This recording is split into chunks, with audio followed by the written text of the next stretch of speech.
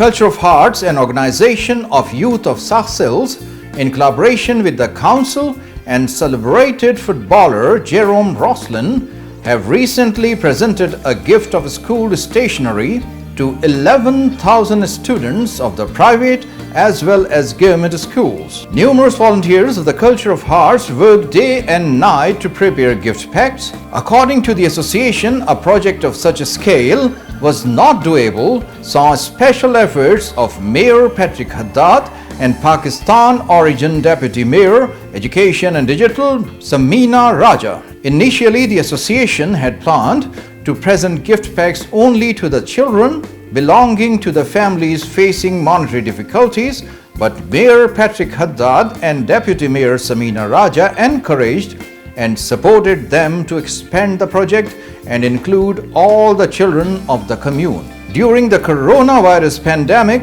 Culture of Hearts volunteers distributed foods and clothes to thousands of citizens. Deputy Mayor stated that all their capabilities were being utilized to provide the best possible opportunities to the students of Sarcelles. According to Samina Raja, everyone supports Mayor Patrick Haddad, who wants to transform Sarcelles into a modern city.